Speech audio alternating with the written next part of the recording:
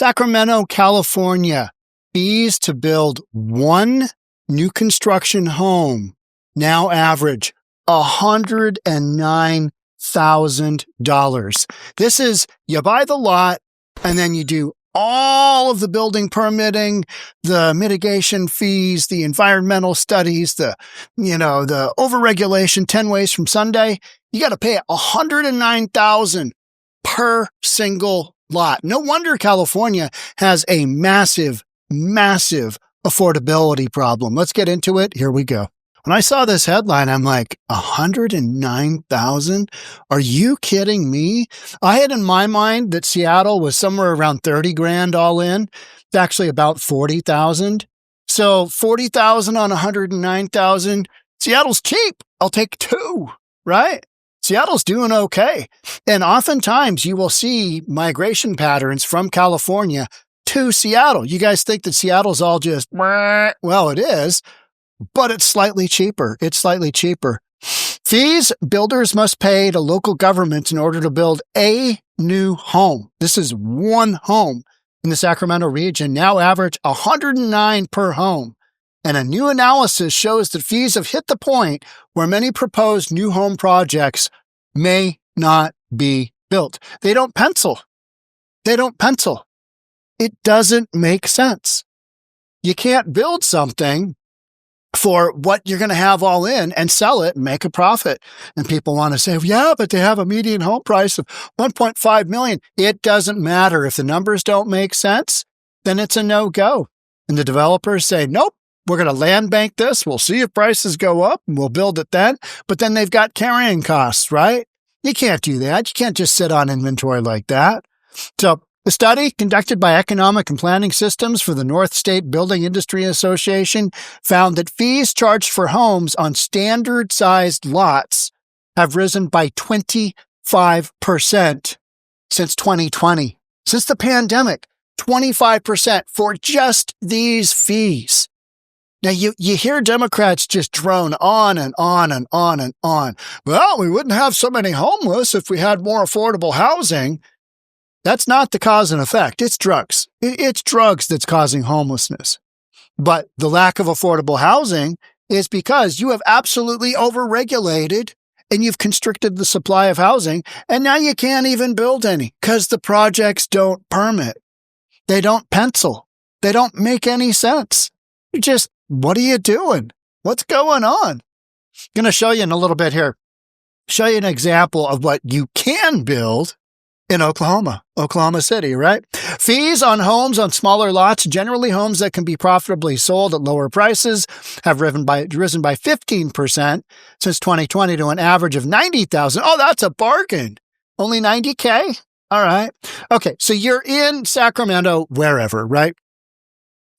You're at, let's say you've got a decent sized residential lot. Let's just pick a number, 300,000, what you're going to pay for just the dirt. 300K just for the dirt.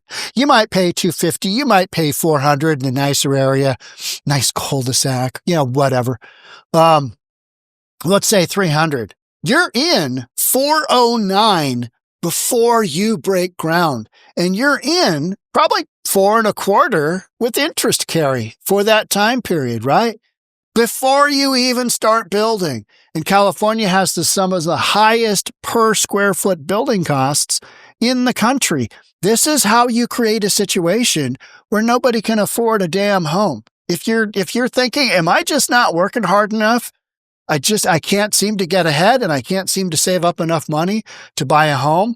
No, that's not the problem. The problem is affordability just isn't there. And what you're hearing right now is you're hearing a whole bunch of socialists babble on about how their main concern and their priority is to create affordability for their constituents. You can't, because these are the numbers. If you're a socialist in Sacramento, you have no way of doing that. What are you going to do? You're going to go to the city of Sacramento, county, Sacramento, whatever, Sacramento region, and say, you know what? We need to drop that 109 down to 2,500. You going to do that? Oh, you're not. Are you going to drop the price of the dirt? No, you're not. You're not going to be able to do any of that. These are the built-in. These are the built-in, they're the burnt-in costs before you even start. And then since you've got some of the highest gasoline prices and some of the highest construction costs, some of the highest material costs, some of the highest labor costs in the country, all of that contributes to the highest housing costs. But even out of the gate, you can see why you're just hosed. You're just absolutely, it's not there, right? It's not there. High fees mean that only higher priced homes can be profitably built. And that's another thing that the socialists don't understand.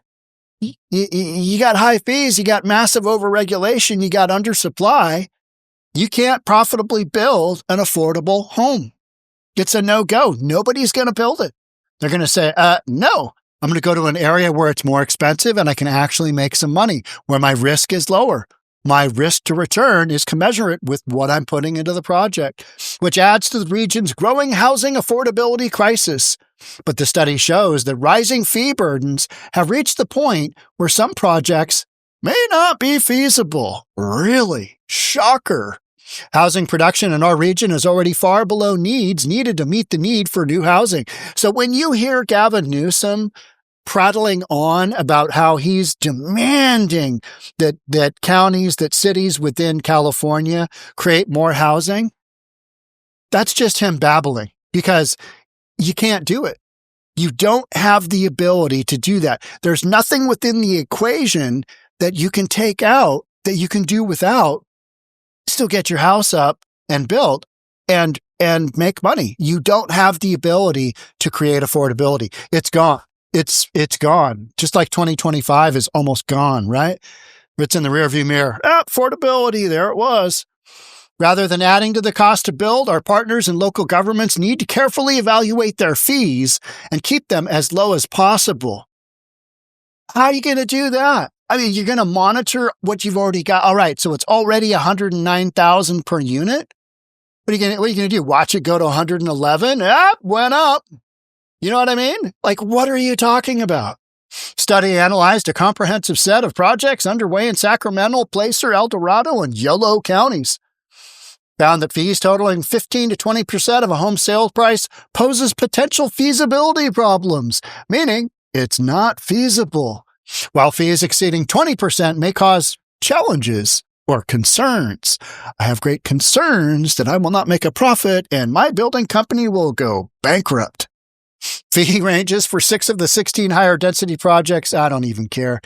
Home builders recognize they must pay their fair share for infrastructure needed to accommodate growth. Okay. Or not, because they're not building, because it's not feasible. But the fees many jurisdictions are charging have gotten to the point where many projects simply won't pencil out. And this is in many, many, many big woke go broke, liberal, Democrat-run cities and states. Remember, you got to hug that tree, right? You got all this environmental crap that you don't need. And that causes the price of your home to just go through the roof. For our members to continue building the new homes the region needs, this study shows that jurisdictions need to be thoughtful and careful about how they set their fees, and the total fee burden needs to be evaluated both in terms of absolute dollar amounts and as a percentage of the finished home. These cities, these counties are just, here it is. Take it or leave it. Well, that's not working out. So what's going to happen? What has already happened? You have a massive, massive undersupply because the numbers don't pencil. It's not there. Fees for new homes and standard lot size average 125 in El Dorado County jurisdictions. 125, 114,000 in Yolo County. You only live once, right? YOLO. 114,000. So the 109 in Sacramento County is not, it's not the highest by any means. But it's like, that is massive. That is a massive fee. And 95,000 in Placer County communities, up to 17%.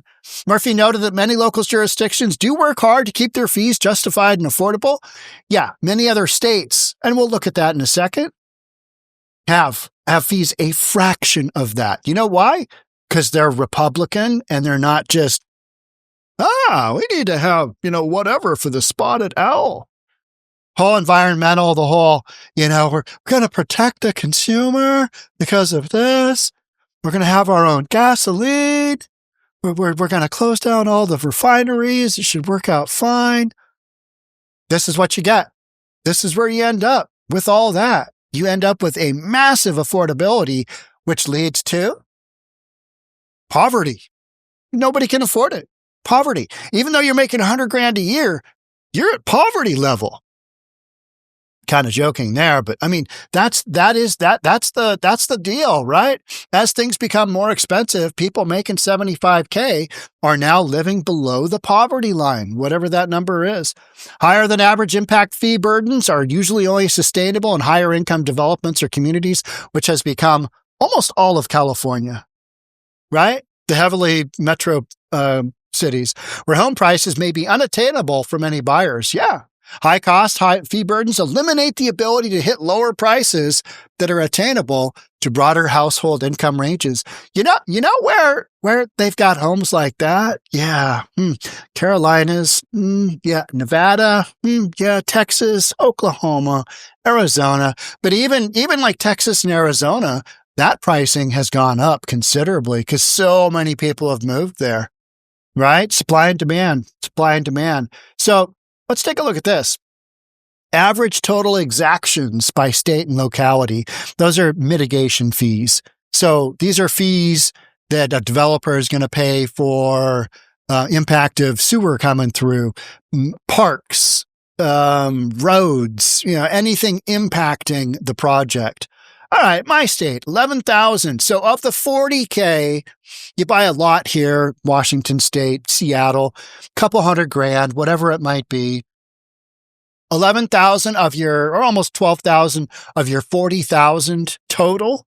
Remember, Sacramento is 109,000. Seattle's 40K.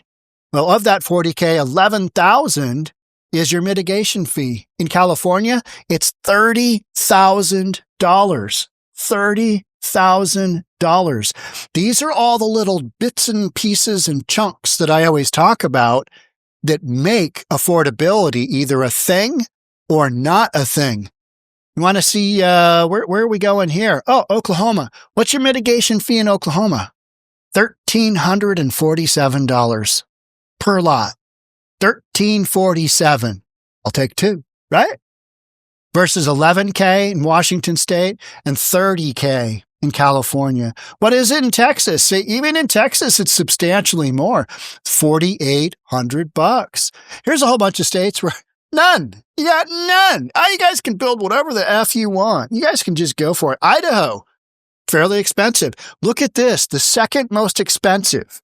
Oregon. Second most expensive in the United States. Who would have thought, right? Bunch of libtards. Yeah, jacking the fees up, getting the second in the nation. We're number one. Oh, you're only second. So, just absolutely wild. Largest average, Livermore, California, is $81,000. Fremont, California, $64,000. These numbers up here, these were averages. All right, let's get down to smallest. Middletown, Ohio, $500. Santa Fe County, Cannon City, Colorado, Las Vegas, Nevada, and then Mesquite, Nevada, $43. Again, I'll take two. It's wild, right? You've got such a massive difference. Now, what you could say is, yeah, but Sean, living in Mesquite, Nevada, you don't really want to live there. Well, if you need a place to go that's affordable, you need it in an area where there are jobs, you need it in an area where things are going in the right direction. It ain't California. It's not California. It used to be California all day long, right? California dreaming? Just don't have that. You don't have that anymore. You've got the nightmare, which is California's sky-high living costs afforded the nation's highest poverty label again. This is going to be the Republicans' mantra whenever they mention anything to do with gruesome Newsom, with podcaster Newsom running for president. They're going to point and go, highest poverty label, highest building costs, highest mitigation fees. highest land values, highest median home prices. They're just going to go right on down the list, just boom, boom, boom, boom, boom, boom, boom. And then, hey, but you know what? If you want that for your state, if you're happy with what you've got right now, and you really want to become unhappy, you want to become like California, then you should vote for Gavin Newsom. That's literally going to be the campaign. That will be Republicans' campaign. They just need to get out of the way and continue letting Gruesome Newsom doing what he's doing, which is basically running the state into the ground. Washington State, where I am, it's not much better. It's not much better. We're working on it. We're working hard to get to the bottom. We're working hard. My son Kiernan, he called me a couple hours ago, and he has those Zens, they're pouches of nicotine. I see them all the time. The kids use them, and I'm old school. I would have put a dip in at Kodiak, right? Wintergreen. I mean, be a man. Spit your tobacco juice out. But now the kids have stuff you don't even have to spit. Well, Washington State is putting a 95% tax on Zins, a container of Zins, effectively doubling it as of January 1st here in the state of Washington. So I'm kind of like, well, that's a sin tax. And he'd never heard of that, meaning it's something you shouldn't be doing. Yeah, drinking a bunch of booze. We're going to tax you on that. Yeah, putting a Zin in your mouth. All right, that's going to cost you double. He was upset about that, and rightfully so. I mean, it's like they're trying to control how you are living. Meanwhile, we've got just people shoplifting left and right. We got open air drug markets. We got people running around shooting each other left and right, shooting cops here in Bellevue. I mean, we've got all kinds of insanity. Zin pouches are the least of our concerns. But, that whole tax revenue thing. Let's take a look at this. Last year's presidential election underscored, particularly Democrats, that the costs of living were a major factor in the outcome. And I think that'll be even more so in 2028. Inflation had increased sharply during Joe Biden's presidency. We're still battling that. Not surprisingly, California legislation, when it opened its 2025 session, dominant Democrats declared that they would focus on taming the state's notoriously high costs for housing, fuel, utilities, and other necessities of modern life. How is that working out, California? Do you feel that price reduction? No, because all of this is based on self-induced policy that has driven all this stuff through the roof, absolutely through the roof. California's rate, 17.7, means that nearly 7 million of its residents are impoverished. Almost 20% of Californians live below the poverty line. That's insane. 5 percentage points higher than the national rate and tied with Louisiana. Louisiana and California. They're neck and neck for poverty. Lowest rate is 6.7% in Maine. All right. California's rate's also 2.3 percentages higher than it was in the Census Bureau's previous 3-year calculation. All these numbers are going the wrong way. They're going the wrong way because they don't have the ability to drive those prices down. You've seen in housing, well, just build more houses. How? How are you going to do that? The lots you have now don't pencil with $109K just to get it going. They don't pencil. So what are you going to do? You going to exempt all that? No mitigation fees because we're not doing any studies. We're not doing anything.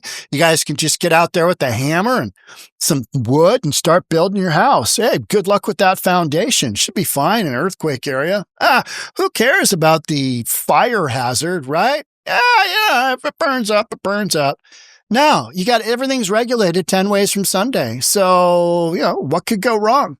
Situation's even gloomier in a report last month from the Public Policy Institute of California.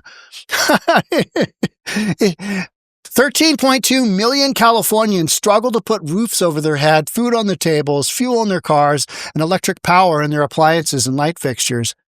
And yet they want to not sell any gas-powered cars in 2030 by 2035. Just some kind of silliness. It's silly. It's absolutely silly, right? 14.9 million Californians are enrolled in Medi-Cal, the state's healthcare program for the poor. Because even if you make $100K in California, you're poor because gas is whatever. Gas here in Bellevue, Washington, the other day, $4.59, $4.79, $4.79. It's expensive. It's expensive. And that's because we've got this whole carbon trade cap and whatever. Yeah, it's more tomfoolery of Democrats. It really is. It's like the 95% tax on ZINs. Yeah, all right. Okay. Yeah. What can we tax? What can we absolutely drive through the roof? 10 most expensive U.S. metro areas to buy a home. Half are in California. Oh, that's comforting. San Jose, California, most expensive U.S. metro area to buy a home for the second year running. All right. 1.6 million in Silicon Valley. Let's just get down to here we go. San Jose, 1.6 million. Increase since 2020, 38%. San Fran, 1.18, almost, let's call it 1.2, right? Increase since 2020, 32.72. And these are median. Yeah, median, meaning here's your median, 1.2. You got half or less than that and half or more. That's just the middle. It's just the middle, 1.6, 1.2. Here we got LA, 975. And LA is a massive, massive metropolitan area, right?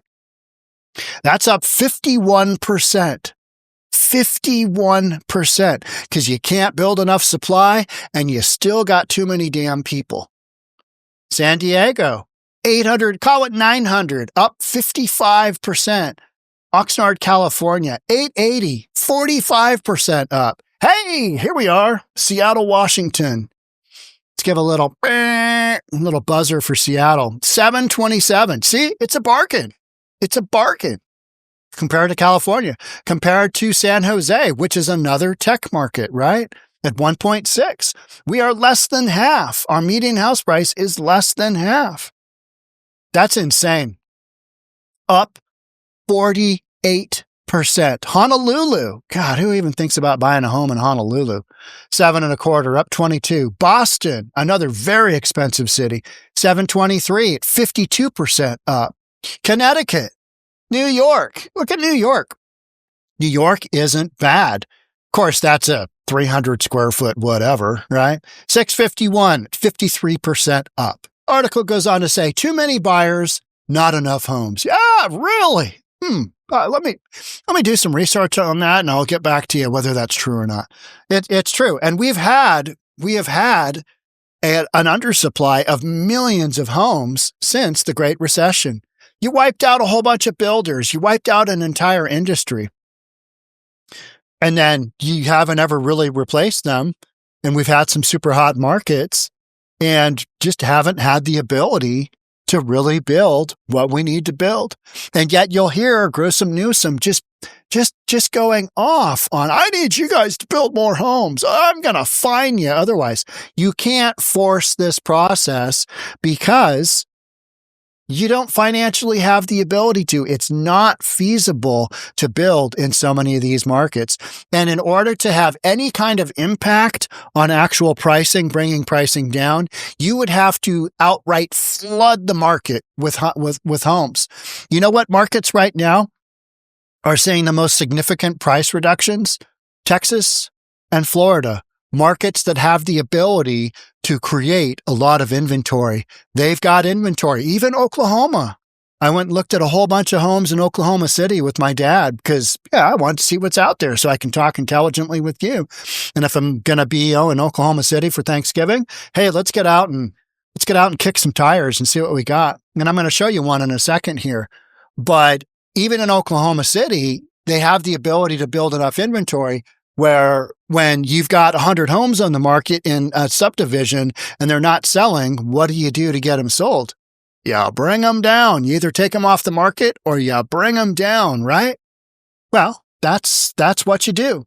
All right, let's look at this. This is a quick video I shot here. 49. I'm going to back it up. This only goes for about a minute. It should go for a minute and a half, but I don't know what happened.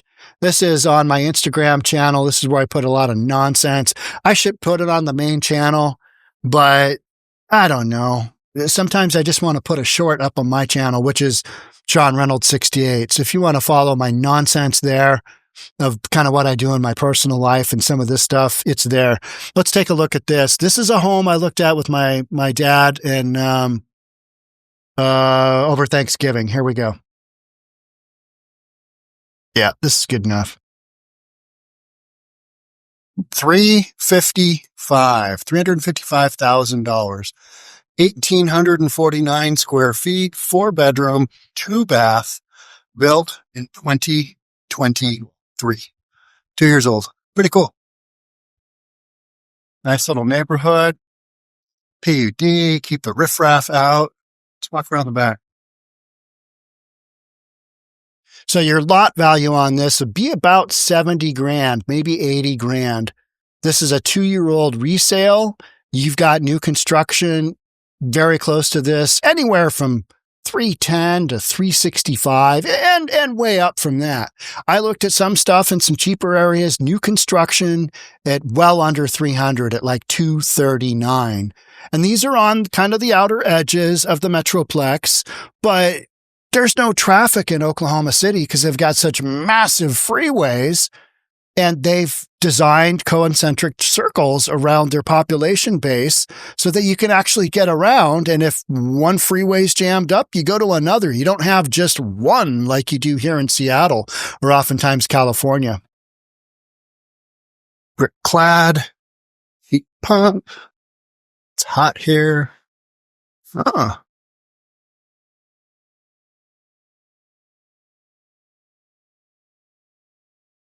That's cool.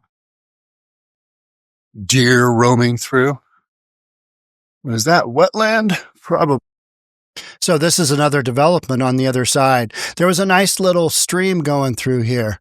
Yeah, it's Oklahoma City. You're going to have some mosquitoes. You're going to have some critters coming out of there. But it's a greenbelt area, and the greenbelt area starts over here. There's no land development going on. This is a permanent greenbelt. These are some more upper end homes on the other side, and this is what you'd look out at. It's not the Cascade Mountains. It's not the Olympics. It's not Puget Sound. It's not Lake Washington. It's not Lake Union, but it's also not, your overweight neighbor looking over his fence at you either, right? So this is 359, 1,800 square feet, 4-bedroom, 2-bath, 3-car garage, only 2 years old. Nicely done on the inside. I don't have any interior shots because I think it was literally Thanksgiving Day I shot this. Yeah, creek that goes through there. Yeah. And that's where my video ends. And it's about half an hour from where the Sonics play because I will never call the Oklahoma Thunder the Thunder. They are the Sonics. They stole the Sonics. And you know what? Rightfully so. We got people here that are weak businessmen, and you got oil barons in Oklahoma City that, bamboozled the Sonics from Seattle. They didn't lie to us, but they struck a deal. And then, we're going to move them to Oklahoma City. What? You're doing what? Yeah. Took Kevin Durant, moved him to Oklahoma City. And you know what? That's what Seattle gets. That's what you get when you're not a good business person and you don't cover all your bases and you believe everything the other guy says. You get bent over and you get screwed. Oh, why don't we have a professional basketball team? Well, because you don't deserve one. You weren't shrewd in negotiating. That's what happens. So California's affordability issue, you can kind of see. Now, Oklahoma at 1347. Versus 30 grand. That is one of those components that makes Oklahoma or any of those other markets so much cheaper. You don't have all those built-in costs right on the get-go. You just don't have that. So you're able to build massive amounts of housing and you have the land to do it. You haven't constricted where you can build or how you can build or what kind of gasoline you have to have or what kind of environmental restrictions you have to have, or the list just goes on and on and on and on. And that's how California is the most expensive, has the most poverty, all the number ones you don't want. I'm going to be covering a lot of those because that's what's going to be important in this next election. Hey, you want to end up being like California? Let's look and see what that looks like. Let's go there. Make sure you subscribe, hit that notification bell. I'll see you on the next one. Thanks for being here. Bye for now.